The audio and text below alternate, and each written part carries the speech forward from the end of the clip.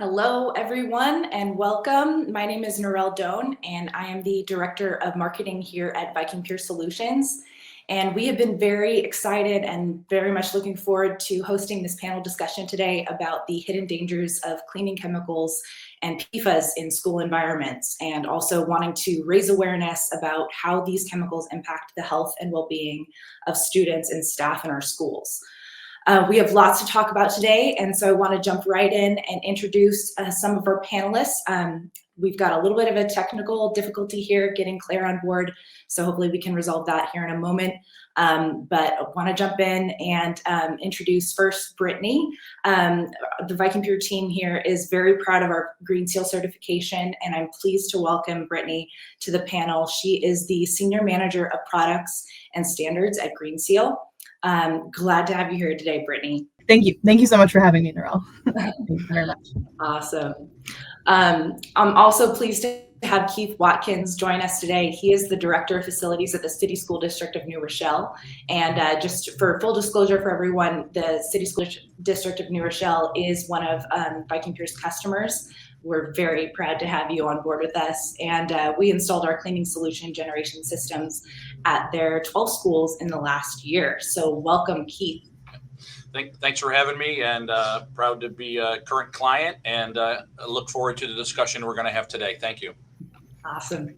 We also have Cheryl Welsh, and she is joining us. She is an enterprise account executive for a software as a service company, but we asked her to join us in the discussion today to share her perspective as a concerned parent. Sorry, we've got Claire joining us now. There we go. As a concerned parent, and also she's a member of her daughter's elementary school PTA, where she serves as the VP of fundraising.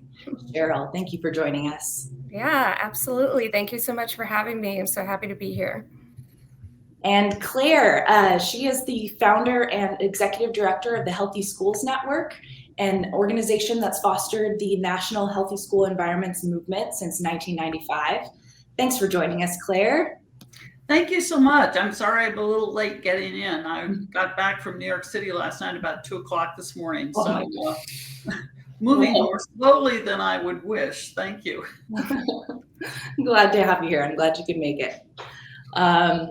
And then last but not least, I want to welcome my colleague, Daniel Lawson. He is a Viking Pure co-founder and president of business affairs. And as always, it's great to have you here, Dan. Thank you, Norel, and thank you to all the panelists and for those that can join us. Super excited and honored, to be able to share this space with y'all, and hope that this can be a great session. Awesome. Also want to thank our attendees who are joining us virtually today. For many of you, it's lunchtime, and really appreciate you taking time out of your day to learn more about this important topic. If you have questions for our panelists throughout the discussion, please pop them in the chat or in the Q&A window. Doesn't matter which one. And you can access both of those on the vertical menu to the right of this webinar window. So let's kick off the conversation with you, Claire. What are some of the top areas of concern with chemical exposure in school environments, and how do chemicals impact the health of staff and especially students? Right. Well, thank you so much. I do have a flyer for this event that I put together. If you might put that in the chat box for me, that would be terrific, so everybody could take a look at it. We'll start with the basics here about children, and it's called Children's Environmental Health 101. Children's environmental health is, and this began with a White House executive order based on EPA and NIH research, is that children are biologically not just little adults. Developmentally, they're not just little adults. They actually breathe more air per pound of body weight than adults do. Their skin is more permeable. They're still in their development ages. Their organ systems may not be able to process or handle toxic exposures. And in addition to that, they don't necessarily recognize hazards, and they couldn't, they're not able to articulate exposures. So this is very different from workplace with adults. We know that custodial workers have high rates of asthma because of the chemicals that they use and the chemicals that they're around all the time, not just in cleaning, but also just in maintaining buildings in other kinds of ways. The fact that kids in schools outnumber adults by about 8 or 9 to 1, depending on what age group and the type of classroom you're in, it really puts a premium on reducing hazards in schools. So some of the things that happen with toxic chemicals are things like asthma, of course, poor indoor air quality, allergies and sensitivities, increases absenteeism. There's reduced productivity. Specifically, cleaning chemicals alone are going to affect eyes and brain, kidneys and liver, the cancer-causing chemicals as well. So, the way to get around that, obviously, is to find ways to reduce the risk. And one of the big keys for employees, as I know Keith knows and other folks know, is having a mandated OSHA hazards communication standard and chemical inventory and training and labels and safety data sheets and so forth. But also important is the concept of NIOSH's hierarchy of controls. So PPE, personal protective equipment, is the last thing you do. The very first thing that you're going to do actually is remove the hazard itself and replace it with a less toxic substance if you have to use something. And then, as I said, the very last step in all that is PPE. It doesn't mean PPE isn't essential for all kinds of work, but it means it's not the first thing that you want to think about necessarily. So that's a starting point, I think, for a lot of different chemicals that are present in schools. Yes. What are the ingredients and the components of the products that you're using, or the, furniture and what goes into those as well. Mm-hmm. PFAS and forever chemicals have been, widely discussed in the media recently, as many of us have seen. Brittany, can you explain generally what PFAS are, where they may be found in school settings, and why they are so harmful? Yeah, definitely. So as it says up in the description in this invite here, so PFAS stands for per and polyfluoroalkyl substances, which is a bit of a mouthful and why we use the acronym to talk about them. But essentially what that name is a class of thousands of chemicals, upwards of 10,000, that all share a very similar characteristic. Mainly, they have a bond between two of the building blocks in the chemical itself, between a carbon atom and a fluorine atom. That one characteristic is the same across all of these thousands of chemicals. And that bond is extremely strong. It's really, really hard to break. And that makes these chemicals really great at all sorts of functions, like stain and water and grease resistance. It helps products be glossy and smooth.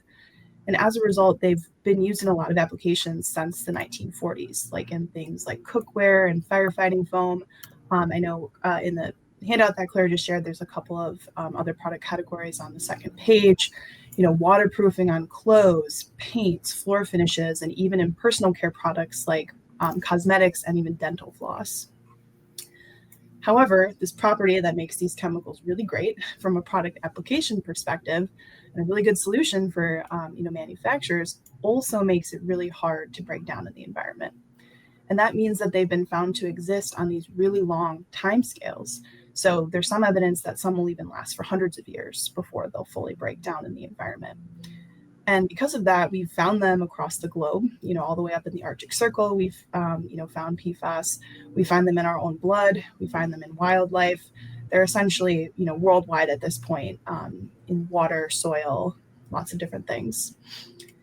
And exposure to that contamination through sources like our drinking water, through soil, through the food that's growing in the soil that we then eat, for example, has been associated with negative effects on human health, including things like impacts on our endocrine and reproductive systems, increased risks of certain cancers like prostate, testicular, and kidney cancer have been known specifically, and even very relevant given the last few years, decreased immune responses. So PFAS have even been shown to interfere with our body's ability to produce antibodies in response to vaccines. So definitely a lot of different health impacts that can result from this class of, potentially thousands of chemicals. They've been widely used for decades, and now they're being associated with all of these, really horrible health impacts. So the school settings where we might see some of these are likely to be introduced mainly through the products within the school itself, right? So the things that the school is buying, particularly things that we want stain and water resistant, like furniture, fixtures, and flooring. You can imagine with young kids, you probably want things to not be resistant to water and stains, but those treatments that get applied to the fabric are often PFAS. Paints and cleaning products can contain them as well. And the way that exposure kind of works is that PFAS sloughs off into the dust that people can then breathe in. And so that's another exposure pathway. The food service in a school is another big spot. Food packaging, especially if it's fiber-based, made out of paper. PFAS have been used to coat those products. And so that coating can then leach into the food, which is then being eaten. Same thing with cookware. So folks might be familiar with Teflon isn't a common name, where that's been applied to cookware to make a non-stick coating.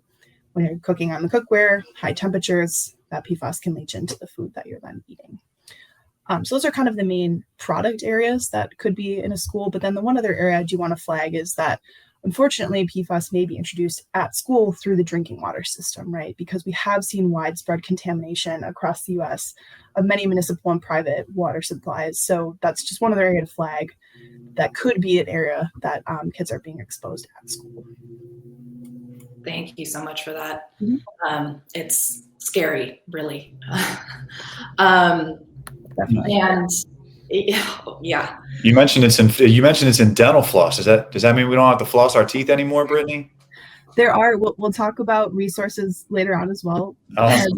But Okay. there are resources where you can find products that have been verified to not have PFAS. So there are dental floss out there that have been verified that they don't use that ingredient. So you Good to can know. safely floss your teeth. Just needs All right. Awesome. Cheryl, can you weigh in from the perspective of a parent? What are some of the biggest concerns that parents have with chemicals in their kids' schools? The PFAS idea might be a little bit kind of out there, maybe not heard of it as much. Right. But whether it's regarding PFAS or general stuff like cleaning products or other chemicals in the school environment, what are some areas that you're seeing where parents are worried? Yeah, absolutely. So, first, I just want to say that I joined the PTA because I'm genuinely interested in helping support the teachers and staff. So then in turn, the students are as supported as possible. And we are truly here to advocate for all of these people because these school district employees do so much for these kids. So we try to make their lives a tiny bit better and easier, hopefully healthier, if we can. And personally, as a parent, my concerns are allergic reactions or truly awakening underlying issues. So my 6-year-old twins have very sensitive skin and they literally react to anything that is not natural or organic. Even if I buy a new pillow, they could wake up with a skin reaction, and that really did happen. So then you have to think about the underlying issues as well, whether it's respiratory related or autoimmune. I'm not sure it's really a coincidence that as soon as school starts, some children, start to have asthma attacks, need a daily nebulizer, or have trouble breathing. And as a working parent, the true concern is that it's a domino effect when these things happen. The child loses important school time because they're out sick, the parent misses work, and, obviously the list goes on from there. And I know the biggest concern usually with chemicals is, breathing them in and the respiratory issues, but these children in schools are already exposed to so many chemicals on a daily basis, like Brittany and Claire mentioned, laundry detergent, food, our skincare. So many things that apparently we're surrounded by after Brittany just had her response here. And schools should really not be adding to that list. Schools should be a safe place and not somewhere that is packed with chemicals that can cause these immune disorders or liver damage or kidney disease after, being exposed over time. And really not to mention, we've talked about the children, we've talked about, the staff, the teachers, but truly we do have to worry about our custodial staff too, who are handling these chemicals on a daily basis because they're just as important to the school district, right? So really, we just really need to make sure the children have a safe and productive space to learn with none of these kind of added dangers. Absolutely, for sure. Anyone have any comments on that before we go ahead, Claire? You're muted.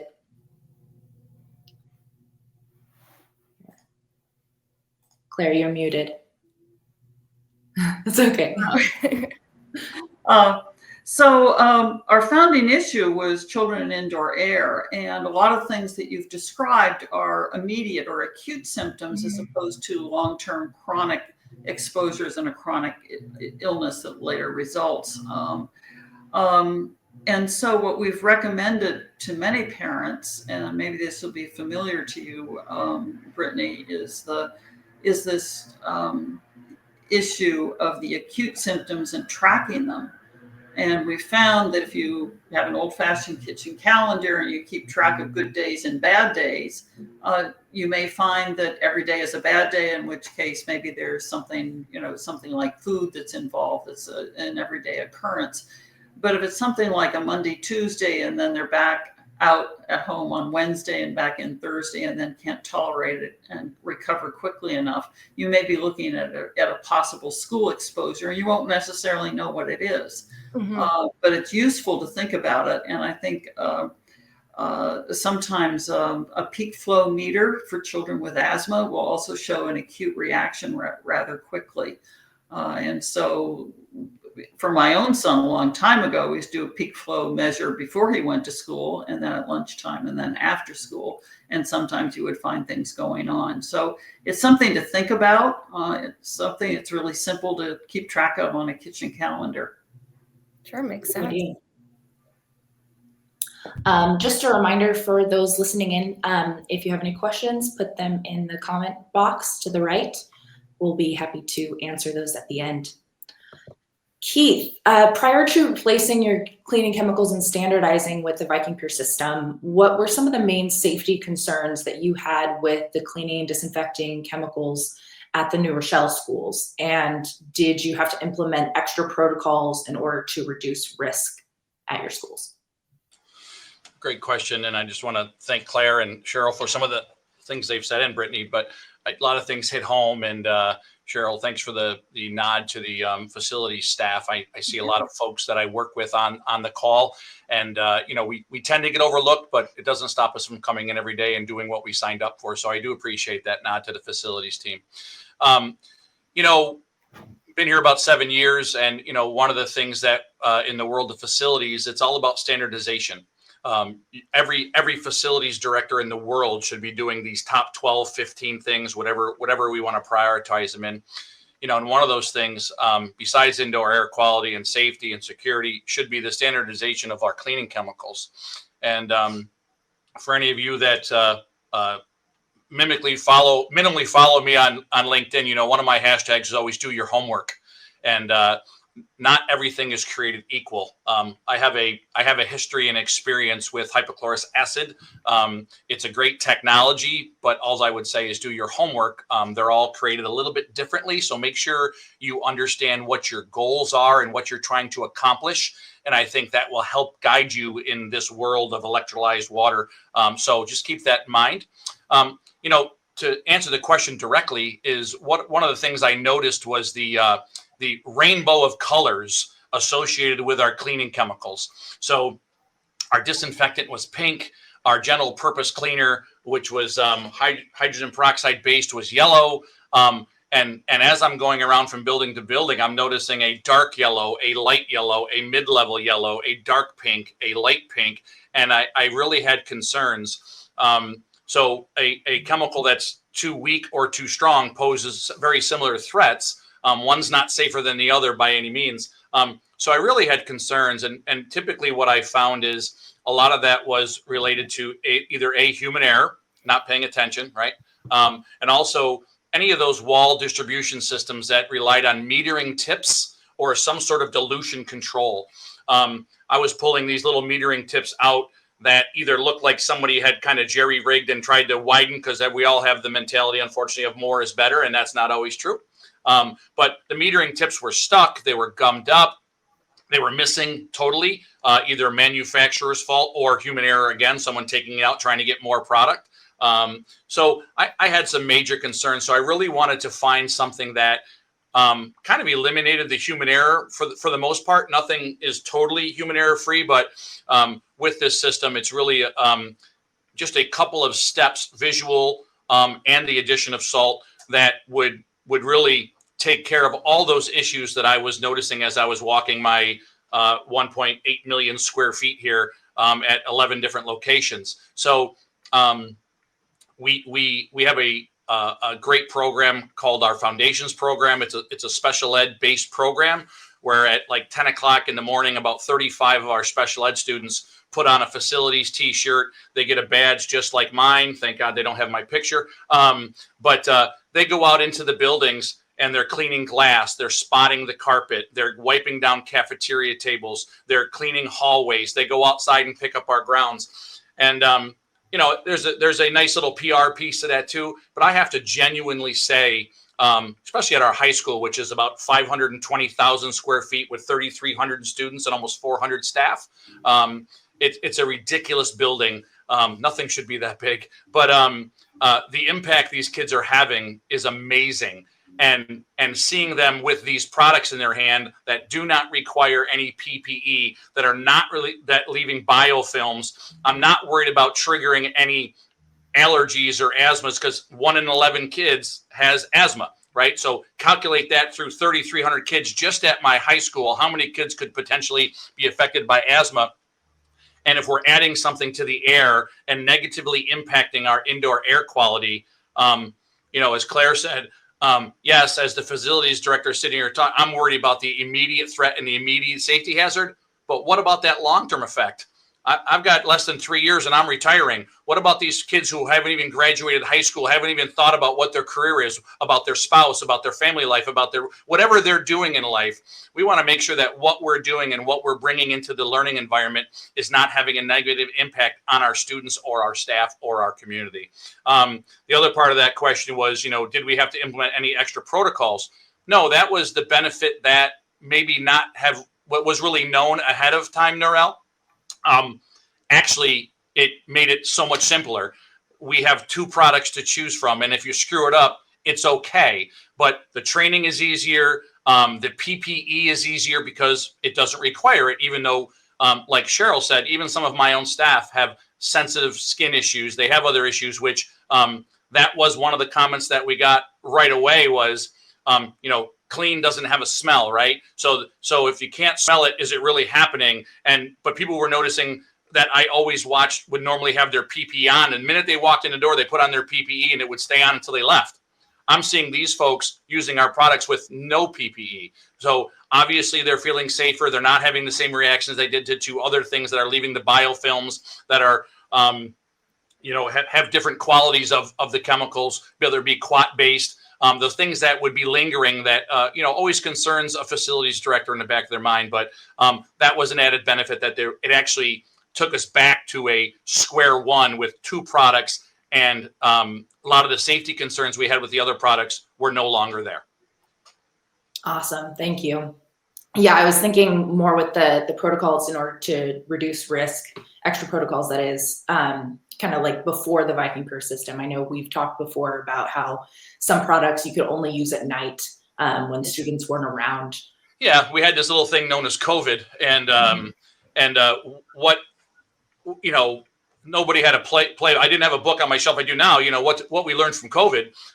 So we used a hydrogen peroxide based product during the day because it had similar health concerns or related with no PPE. And we used a quaternary based product at night.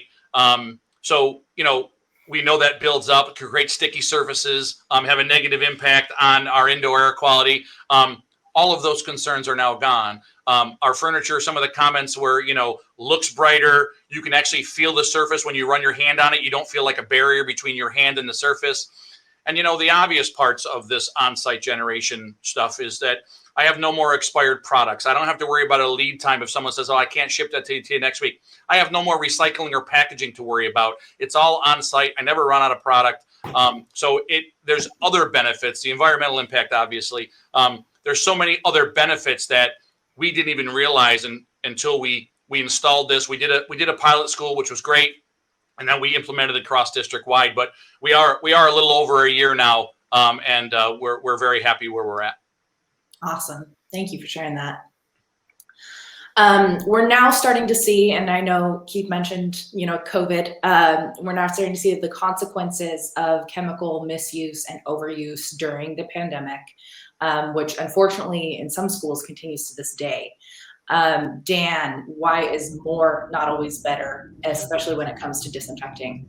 Yeah, great question. It's kind of like a tough one to answer, right? Because I think we learned a lot, going through COVID as a society. I think, when we looked kind of in time, in the present during the pandemic, I think we realized that a lot of our, efforts from an infection prevention perspective were lacking.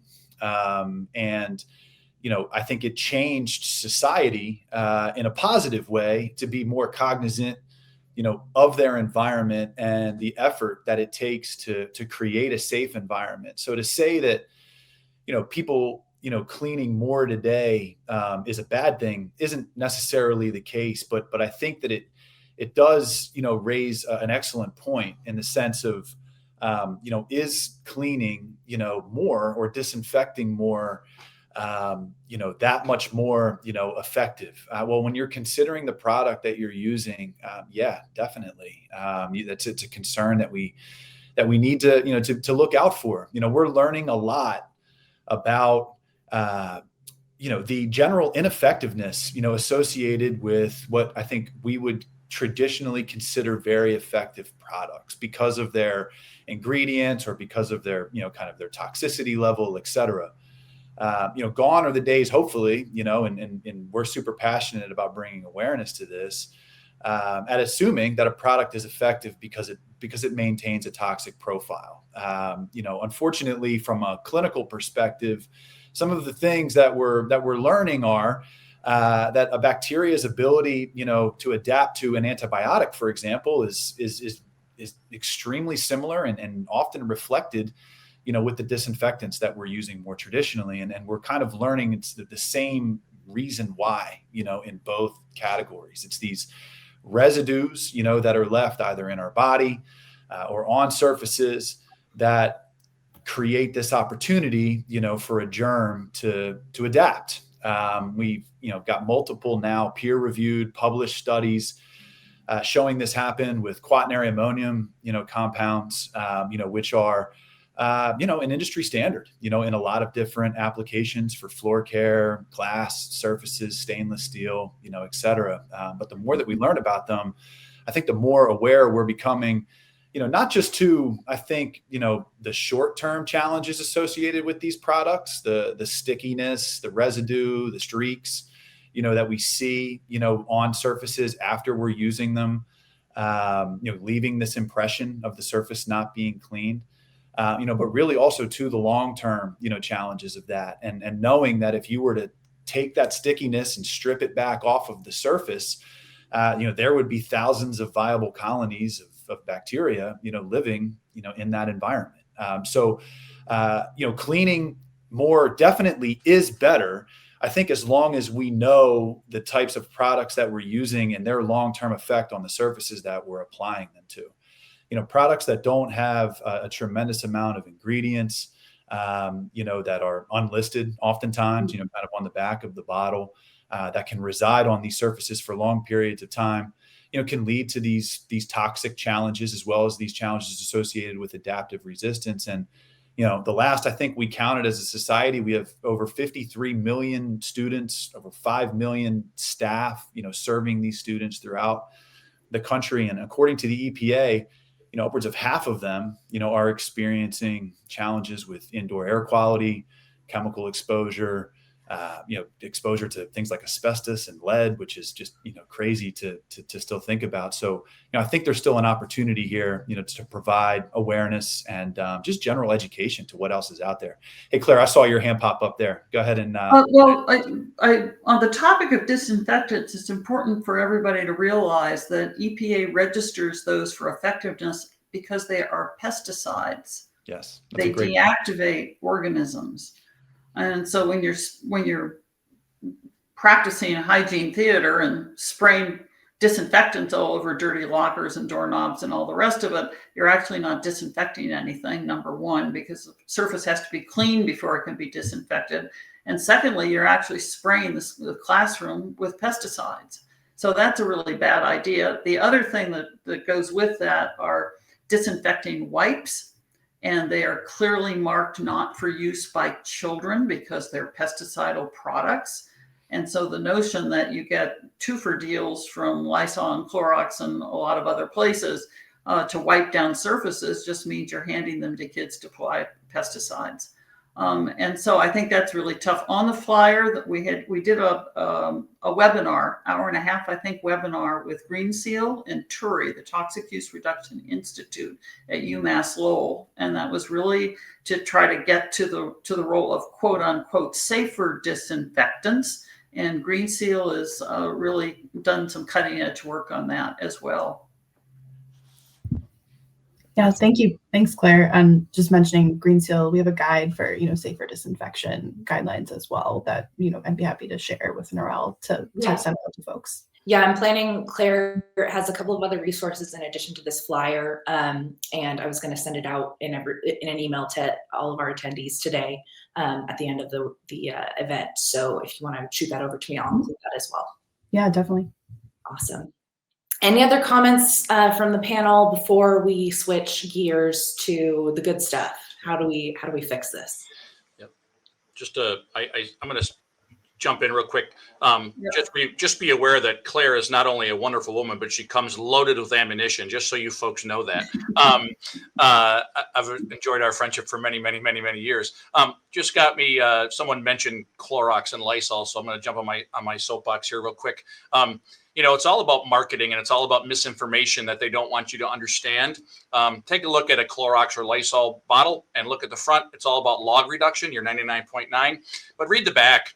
That's a 10-minute dwell time on a surface. So think about you grabbing a Clorox wipe at home and wiping your counter and saying, oh, I'm doing this, the best thing for my family. This is wonderful. It's probably staying wet for 45 seconds to 90 seconds, maybe at best, if it's dripping wet.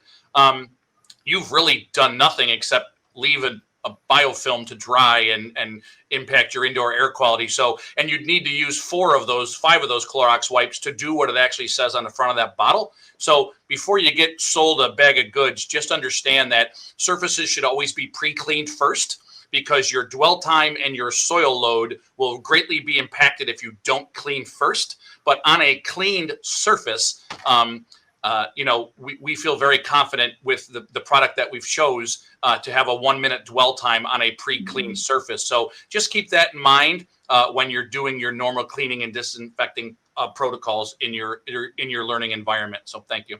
That's an excellent point. Yeah, using the wipes, you're really just bringing more toxic chemicals in contact with yourself and then not really doing the job. Okay. Let's talk about what we can do to address concerns with chemicals in schools. Claire, what are some of the resources, best practices, policies, that sort of thing that school leaders can employ to reduce or eliminate harmful chemicals? Well, certainly, the first thing that we landed on for a lot of good, there are really 2 major issues here, and I didn't include one of them on the flyer. We spent a lot of time looking at cleaning products. And in fact, the first green cleaning guide that we produced it in cooperation with the New York State, it was SBGA, School Buildings and Grounds Association. We didn't go out the door without their approval. And so, the cleaning products are something being used every single day in every single building. And it would be a good idea to start with something that basic, because you still have to clean the building. And what happens when you're doing cleaning is the first thing people ask, well, are you disinfecting? Well, cleaning products, general purpose cleaning products, remove most of the germs to begin with. So the next thing, of course, is IPM, Integrated Pest Management, reducing the use of pesticides. New York State actually has laws both on green cleaning in both public and private schools. They're required. And laws on all public schools regarding the use of pesticides and prior notice of pesticide use. So those are big steps forward that New York has taken. The challenge is always implementation. Who's doing it? Are they doing enough of it? Are they doing it the right way? It's a difficult issue, but those are perpetual issues. Thank you for that. Brittany, what are some of the things being done at Green Seal to help schools reduce exposure to PFAS in particular, and also digging in deeper from Claire's suggestions? What are the actions schools can take to reduce exposure to PFAS in particular? Yeah, definitely. So one thing I do want to note that was similar to something Claire said in the beginning is thinking about how do we address this problem, and mainly it's looking upstream, right? Getting these things out of the supply chain. Unfortunately, with PFAS specifically, right, there is a ton of legacy contamination. So there is a lot of work to be done on testing and cleanup, right? But we have to stop these things from getting into the environment first, so that we're not getting exposed to it. It's not going to exist for a long time, and then we're not having to pay and take the time to clean it up later, right? So really, so Green Seal, we're a multi-attribute eco-label. We look at everything from performance to packaging, and then including, right, the formula of the product to make sure that it is safer and more sustainable for the staff and the students, the people that are using it, and also exposed to it during the manufacturing process. So for Green Seal, what we've been focusing on since 2020 actually is getting, setting requirements for all of our certified products that they do not contain PFAS, that 100% of their formula has none of the over 10,000 PFAS chemicals that there are. And so since 2020, we've been doing that. So all of our certified cleaning products, our hand soaps, our hand sanitizers, our personal care products, all of those have been verified to not contain PFAS. We've taken a little bit more of a phased approach with this issue because there are industries where it's a lot easier to formulate away from PFAS because they're just not a functional ingredient, versus some other categories where it's a little bit harder. But this year we're actually in progress, and we'll be hoping to publish this out by the end of the year. Hopefully, we're tackling our products for paints, floor care, and adhesives as well. So our goal is to have any Green Seal certified product not have any of the 12,000 PFAS that are out there. And so that work's been ongoing, but we've made a lot of great progress, and are happy to report, that almost all of our formulated products already are PFAS free. And then just going back to kind of the first part of your question, Narelle, of what's being done generally to reduce PFAS exposure and why it's so important, essentially, for schools to look for products, right, like Claire was saying, that are safer and more sustainable, but to really think about the value of a third-party certification for those products. And the reason for PFAS specifically that can be so important is that a little bit of a trade secret here is that it's challenging for consumers and even manufacturers to know exactly what is in their product. For PFAS specifically, we often see them within a raw material. And that raw material is not always fully disclosed to a manufacturer. That's just the nature of proprietary information and things like that in that industry. So a manufacturer can be trying to do the right thing. I don't want PFAS in my products, but they may not even know where that's coming from because they don't have access to that full formula. What Green Seal does, and other third-party certifiers, is we have relationships with those raw material suppliers. And so we get that full formula and we verify against that. We have non-disclosures, et cetera, but we kind of help bypass this issue in the industry. And we look at the formula and make sure that it's meeting our criteria, which includes, no PFAS. So that's why that third-party certification for this chemical class and many others is so key. And one thing that schools can do, right, with cleaning products, of course, and there are a lot of other product categories that do have third-party certifiers for things like furniture, and flooring, and materials and textiles. So it's really thinking about your purchases, which you're already doing, right? You're already purchasing all these things at school. Anything that's stain or water resistant, you're really going to want to try to look for verification that it does not have PFAS. And again, in that food contact space, right? Either switching to durables completely away from, like a paper-based thing, or looking for those third-party certified products there. And then the other item, to just echo what, schools can do, just definitely work with your staff. As you guys mentioned, they're so important, making sure that they have the proper training, the proper understanding of how to safely use and store those chemicals, how to do safer disinfection. If we're using less, we're exposing kids less, right, and staff less than we need to. And then the one other area, because I did mention it before, so kind of mirroring it here, is the drinking water, right? And so there are things that a school can do to understand the exposure of PFAS at school through the drinking water. So if a school is on a municipal water supply, those are generally required now to start testing for at least 2 legacy PFAS. And so you can understand what kind of testing your community has already done to see what exposure levels you could have at school. If you're on a private well, you could also potentially get those tests done to your water supply. They are available. And then there are certified filtration systems. And I think that's in the handout that Claire has as well, where, even tabletop ones that you can use to just try to reduce that load to very low or negligible levels at school. So definitely some steps folks can take in their purchasing, and then also kind of evaluating maybe the infrastructure of your school to see what capital investments you could make to improve. Those are some excellent, helpful. All right.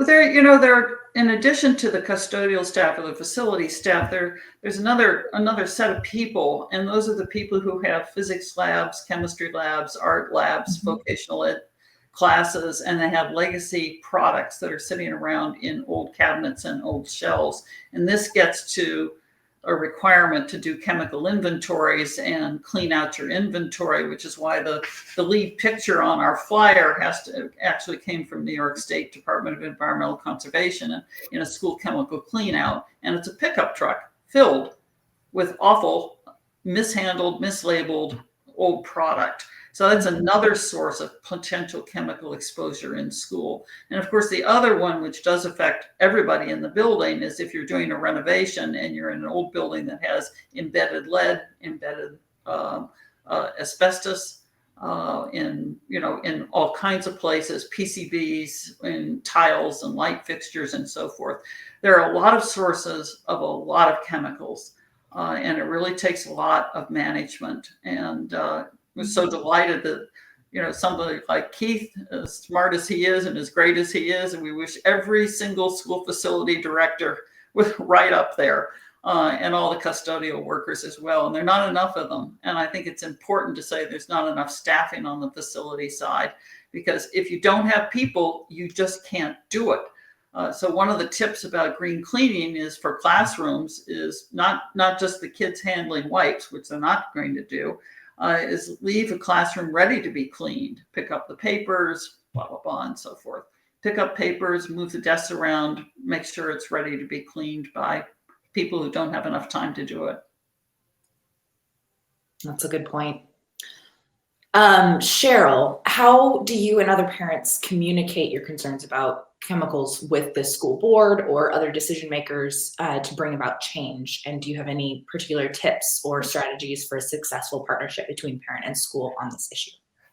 Yeah, gosh, there are so many different avenues I take to communicate concerns with the school board or to the individual school principals. And I take advantage of all of these avenues.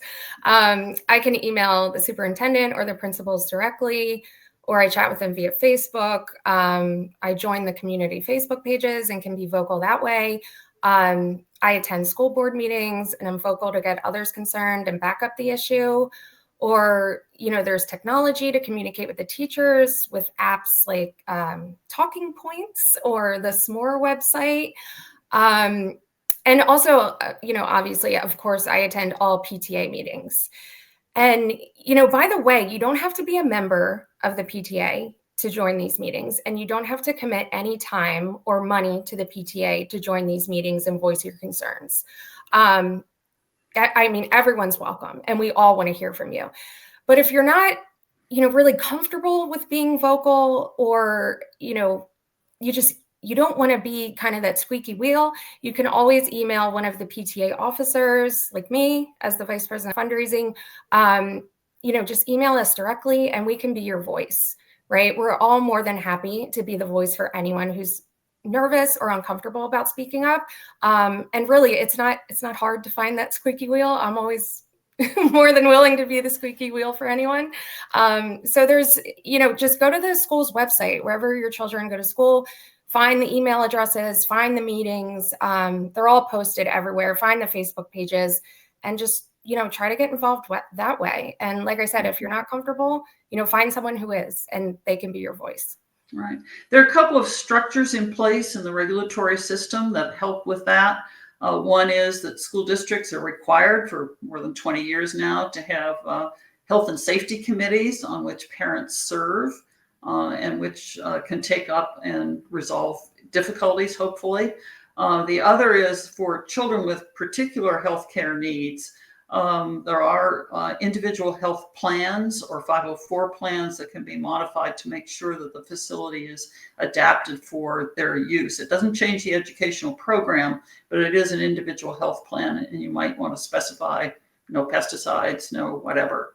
That might be helpful. Awesome. Thanks for that, Claire.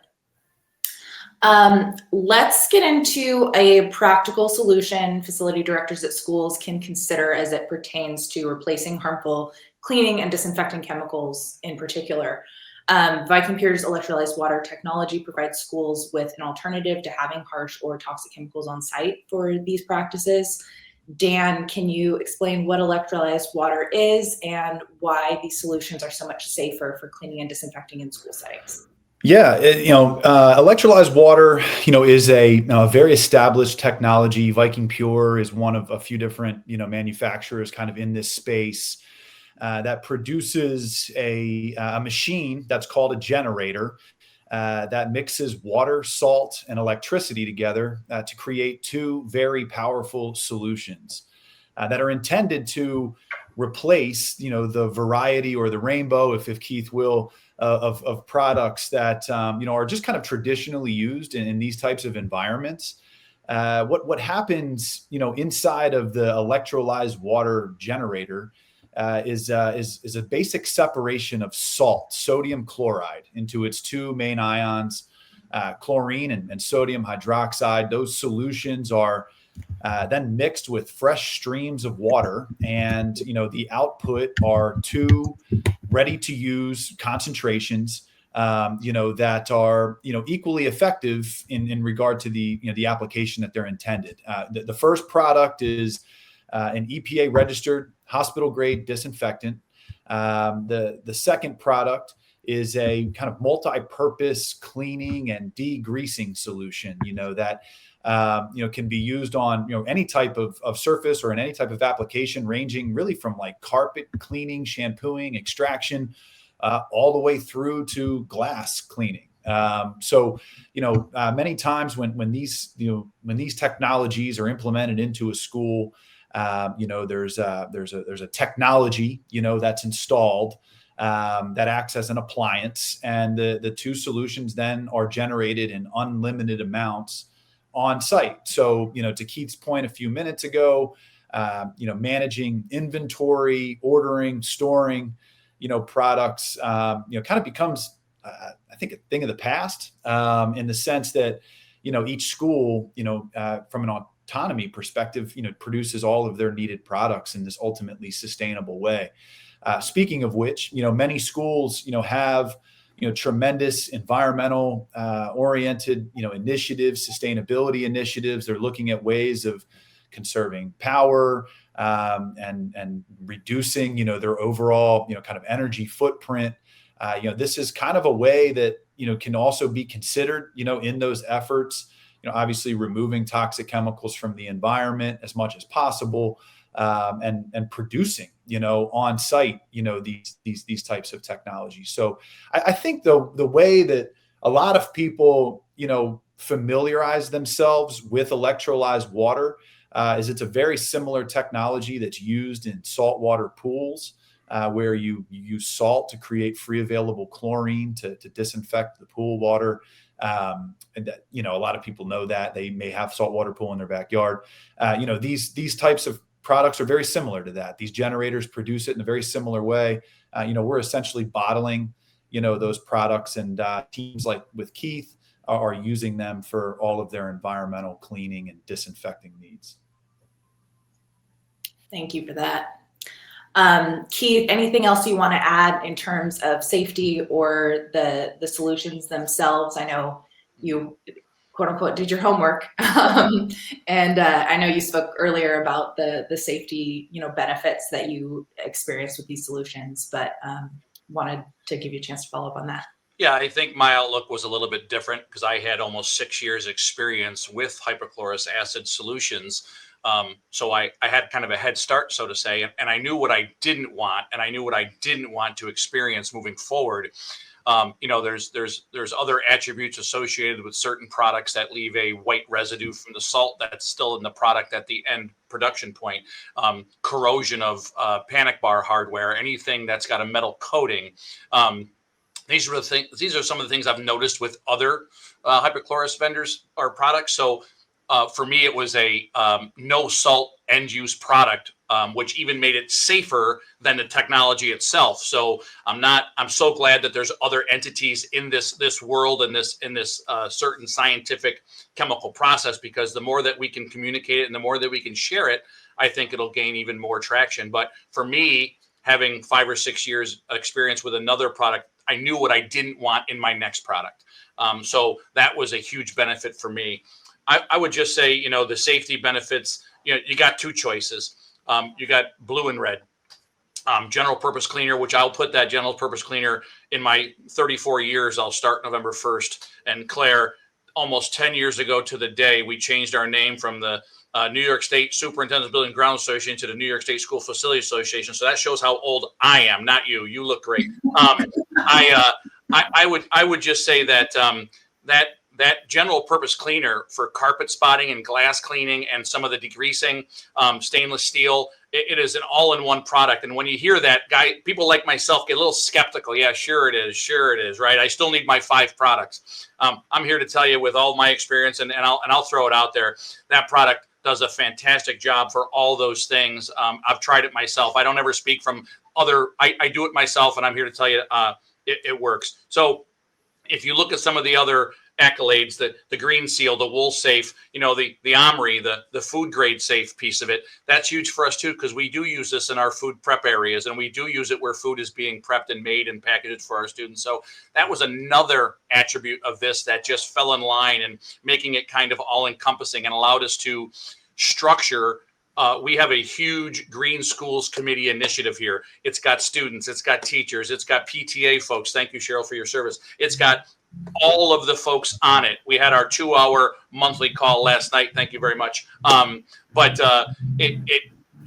it has supported a lot of those Green School Committee initiatives, and it just really fit into those widgets that everyone wanted to say. And people on the PTA and moms and people who were they're like, oh my gosh, we didn't know you were doing this. And I said, well, that just tells us our PR piece needs to be kicked up a notch too. So, but it really did fit it almost checked off all the boxes for us. And again, I would say, do your homework. We started with a trial. We did one building. I wasn't going to jump into this with both feet. I wanted to make sure that Dan wasn't lying to me. So, but all is good. And I would encourage anyone to at least put it to the test, because this will help you with a lot of the other initiatives that either you're doing now or you will be doing soon. So thank you very much.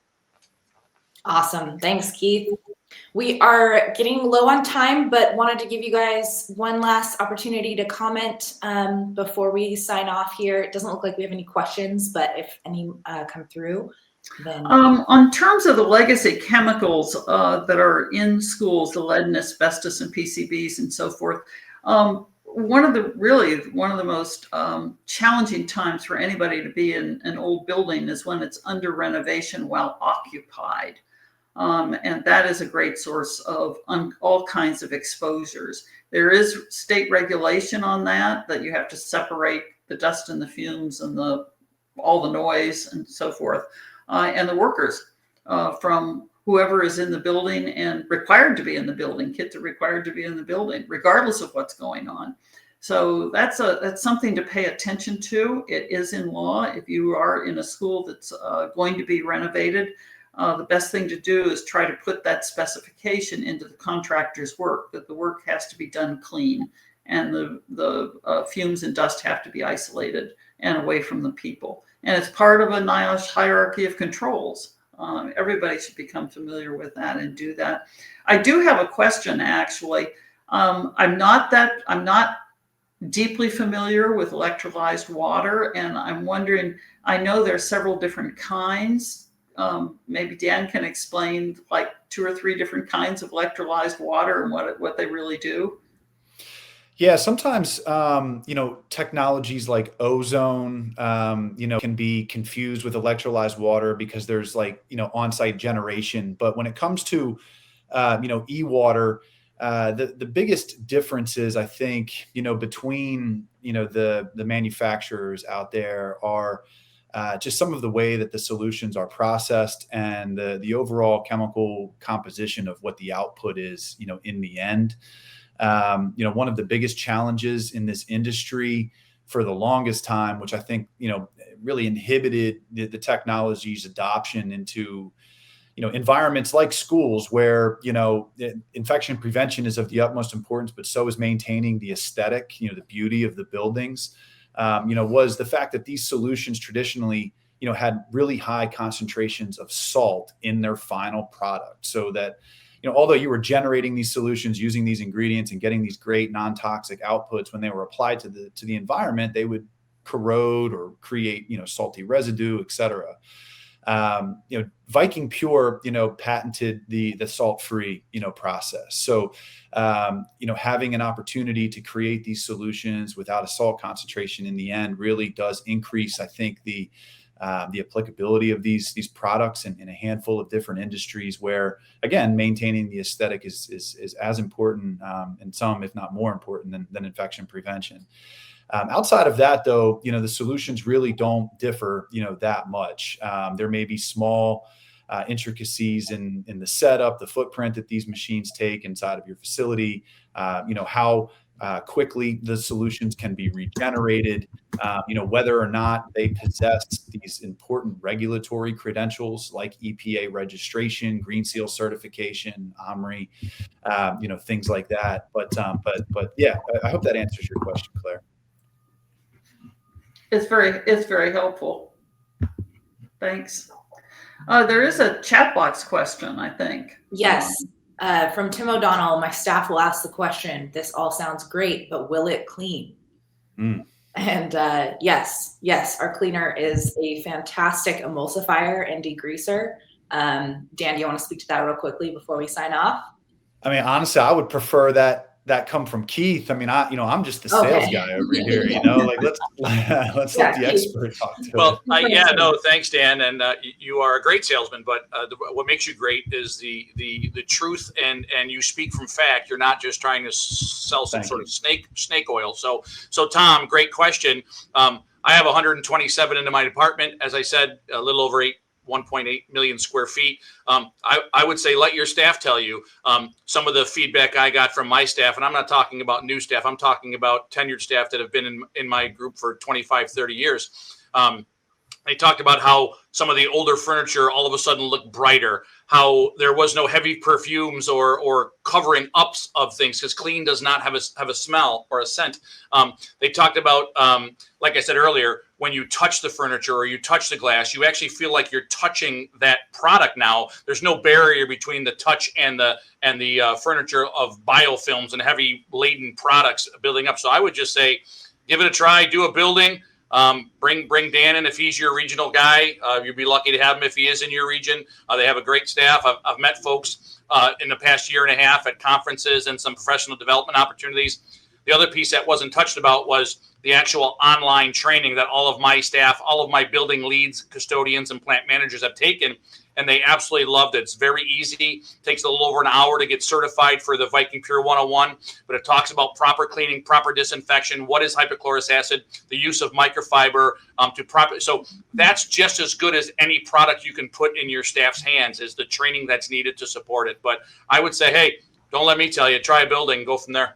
Yeah, just to kind of echo that, we want you to try it before you love it. And I know it's traditionally very easy to pick up a more, common product off of a shelf somewhere and kind of give it a try. We would love for you to still have that experience, at no risk. If interested, please just reach out, offline, and we can talk about our trial program and an opportunity for your team to evaluate this at no cost for a period of time that works for you. and honestly compare it to your current, your current outcomes, and make the decision, for yourself. So appreciate that question, though. It's a very good one. That was standard operating advice way back when in 2005, 2006, when New York State went down the road of requiring third-party certified green cleaning products in public and private schools. Is it going to work? First of all, is it going to be more expensive? Not necessarily. Is it going to work? Is really a big question when you don't have enough staff to go around. And that's where, and I think it was part of a Green Seal deal of certification that if you have that Green Seal on your product, you will provide a free demonstration. And you don't just demonstrate it to the Keith Watkins of the world, you demonstrate it in a dirty place with real custodial workers looking at it and handling the equipment. It's real world test. Yes. Yeah, and thank you, Claire, for mentioning. I was going to say, so as part of Green Seal certification, we have performance requirements, and so we verify as a third party that the Viking Pure is doing what it says it's doing, and we provide that verification as well.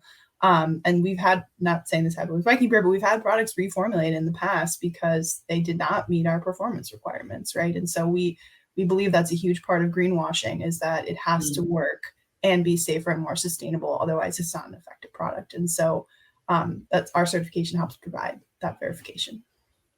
So true. Great. Well, thanks again, Brittany, Keith, Cheryl, Dan, and Claire for joining us today. I feel like we covered so much in such a short amount of time. And also thank you to those of us listening in over your lunch break. And I appreciate you sticking around a little bit long for us. The replay from today's discussion will be available shortly at the same link that you're watching us from. Feel free to watch it again, share it with your school leadership. Anyone else who would be interested, we're wanting to raise awareness about, the issue of toxic chemicals in schools and what school leaders can do to solve it. So thanks again, and have an awesome day, everybody. Thank you, everybody. Thank you so much. Take care, y'all. Thanks again.